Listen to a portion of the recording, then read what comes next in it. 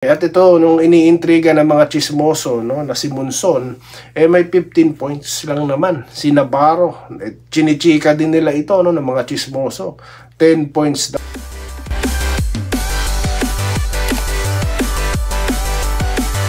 So welcome back dito po, no, sa Doy TV Sports, no.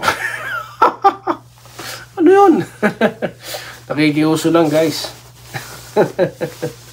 So pag-usapan natin, mabilisan na topic natin, Barangay Ginebra against Northport. Okay, Wednesday na po yan.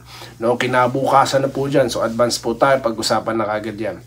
At mga pa-shoutout. Sa mga pa-shoutout po, of course, yung ating huling topic about San Miguel, yan po ang ating pag-uusapan, no, sa content na ito. Bago po yan, ako po yung nagpapasalamat po, no, sa mga bagong subscribers, no. Road to 12K na po tayo. Okay, maraming salamat, ano po. Sa mga di pa po subscriber at nagustuhan nyo po, ako po yung nagsusumamo sa inyo. Nagmamakaawa daw tayo, sabi ng isang hater. So, yun po. So, yun na nga, no? Bibilisan ko na lang to para makapag-shoutout na kagad. Yun pong, bakbakan, no? Against Barangay Ginebra, against Northport, na kausap na po dyan or na-interview na about that. Ito pong si Coach Tim Cone sa kanilang huling laban, no, against San Miguel, no? Yung post-game interview. Sabi niya nga, different animal daw po itong Northport, no? Kasi nga po, kumbaga, para silang exhausted, no? Sa paghahanda, okay, against San Miguel. Kasi nga, sabi niya nga, di ba, it's a yardstick, di ba ito San Miguel. So, ano pong ibig sabihin yan? Confident po, ang Barangay Ginebra na harapin itong Northport. Okay, kasi natalo nila San Miguel. Pero, speaking about or talking about confidence, mas confident po ang Northport. Bakit? Tinalo lang naman nila ang tumalo sa Ginebra at sa San Miguel. At yan po yung Eastern. Okay. So, kung pagdating po sa confidence level, mas confident itong mga to. Kasi nga, sila ang may league best record ngayon, 6-1. Okay. Tinalo lang sila nung Phoenix. Okay. Sabi ko naman sa inyo, malakas ang Phoenix, di ba? So, yun na nga. So ngayon, ang bilin nga po, no, ni Coach Bonitan ng itong Northport, dapat after, no, yung kanilang 3 weeks na vacation, no, dapat stay on shape pa rin po sila. Okay, yung run nila dapat ganun pa rin, yung momentum ganun pa rin. Okay. So yun po ang pinaalala sa kanila. Kasi nga po, sa kanilang last game, no, malupit ito na pag-usapan natin kanina si Arvin Tolentino, di po ba, na nabigyan ng break, nabigyan ng time. 35 points lang naman. Si Kadim Jack, 38 points lang naman yung import. Okay, at ito, nung iniintriga ng mga chismoso, no, na si Monzon, may 15 points lang naman. Si Navarro, chinichika din nila ito, no, ng mga chismoso. 10 points daw. Pansinin nyo itong U at yung Nelly, no. Maganda po nilalaro nung Nelly, no? Parang hindi rookie umasta itong si Nelly, no? Ito po yung pinakamatapang na tao, no, sa history ng Pilipinas. Di po? Di po ba? So, tinalo nila yan. Okay? So, in the other hand, sa barangay naman po, Rosario inspirado. Gusto niyang ituloy siguro yung kanyang magandang ginagawa sa barangay, no? 22 points siya sa nakarang laban. Ito po si Brownlee, kung napapansin nyo, 18 points sa nakaraan laban nila against Magnolia. 19 points lang against San Miguel, no? At si Holt may 15, Aguilar 11, Thompson 8, at Barrientos 8. Pati po yung chinichika rin nila, no, na iniintriga nila na si Ahan Misi na mga chismoso, 7 points. Okay. Ngayon, ano pong ibig sabihin yan? Gumagana na po ang team effort ng Barangay Ginebra. Ang team play ng Barangay Ginebra, gumagana na. So, hindi nila kailangang mag-rely kay Brownlee to win, to score, di ba? They have their ways. So, yan po ang napaka-exciting na panonoorin natin na against Northport, no? Ang bakbakan na yan dahil parehas pong panalo, no? Nagpahinga ng matagal ang Northport. Yun lang ang disadvantage nila, no? Kailangan nilang mag-in shape, no? So kailangan nilang siguro, no, mag-brainstorming, okay? Para ma-recall yung kanilang mga ginawa. Kasi ang Ginebra coming off the game no? So may positive, negative. Siyempre, exhausted sila against June Marine Company. At ito naman pong Northport, matagal nagpahinga. Siyempre, baka mamaya naparami ang kain ng mga yan dahil holiday. Di po ba? So yan po, mahaba pong pag-uusapan natin tungkol dyan. Ano po? More deep po sa susunod na content. Mag-shoutout na po tayo, no? Ang ating pong pag-uusapan sa shoutout ay ito pong ating last content, no? Against San Miguel. Bagong-bago lang po ito, fresh, no? 4 hours ko pa lang po ito in-upload kanina lang. Okay. So ito po si Balbino Diala. Ayan. Sabi niya, maraming morning idol, Happy New Year. Sana ikaw na lang ang lagi mag-vlog, ayaw na. Ay, salamat naman po. No, lagi po tayo, no, almost everyday na yata tayo magkakausap, no. Kasi nga po napakagandang pag-usapan ng PB. Mamaya may comment dito. No, tignan nyo babasahin ko. Okay lang yung Lods, now I know. Salamat po sa explanation, sabi po ni Gerald Castillo. Pero nagawan ko naman ng paraan para lumakas at maging clear, boss. Ay, iwasan na po natin, no, na pumunta doon, no, para po makasigaw tayo rito at makagamit ng mic. Okay, shoutout po, sabi ni Sir Malyari Mascareñas, no, regards to sa SMB, no. Mukhang SMB fan po ito si Sir Malyari Mascareñas, no.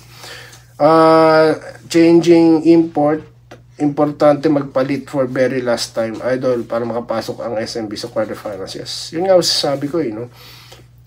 Wala pong problema sa management, kahit sino hilingin mo, ibibigay nila, no. Yun po yung maganda sa management na SMC. Camille Reganeri, no, good day, idol, dapat talaga hindi daw dapat pinalitan si Jalen, no, or si Coach Jalen.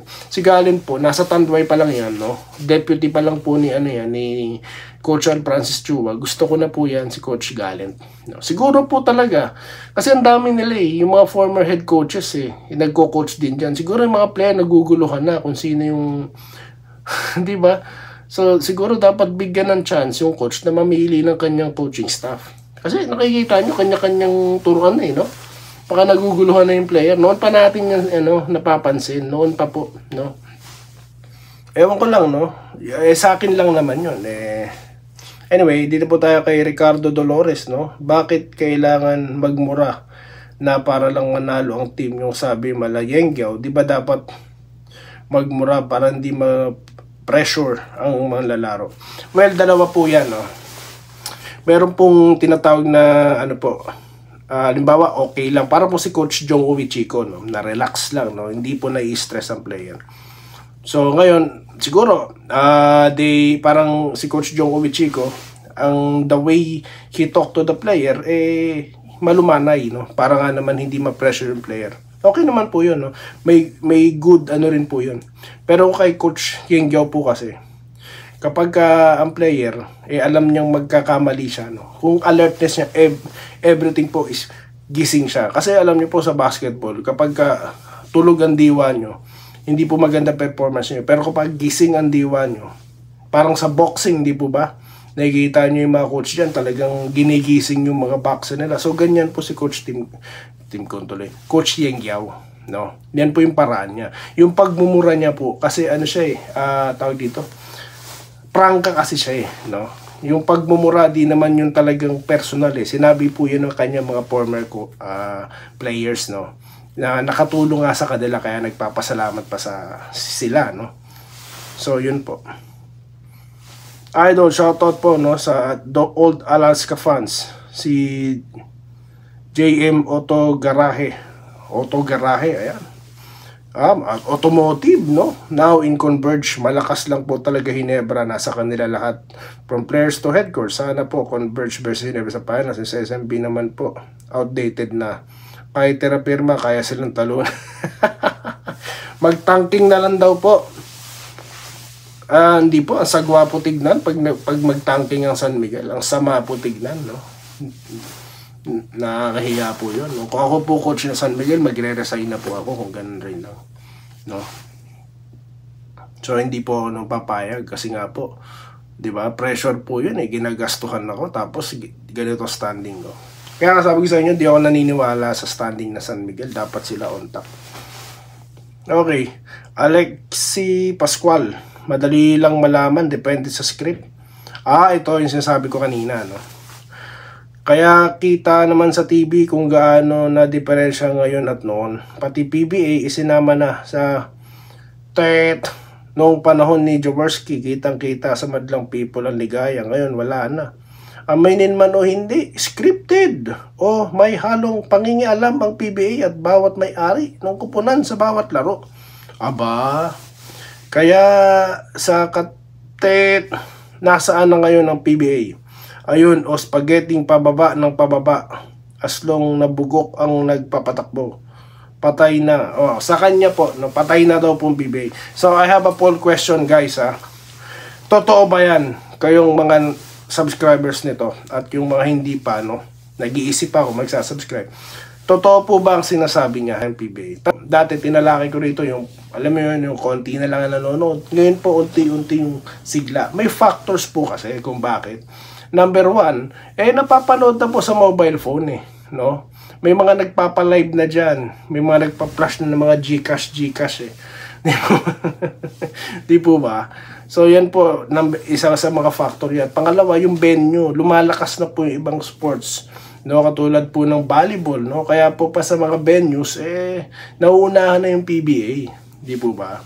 So ngayon, yung dami po ng fans, kita nyo naman last game against Ginebra San Miguel, kita nyo naman, daming nanonood, di po ba? Pag nagpa-finals, semi-finals, di po ba? Nandun. Alam nyo, ang isa pang factor kung bakit po nabibigyan ng negative impression, ayan, let's put that in way, no?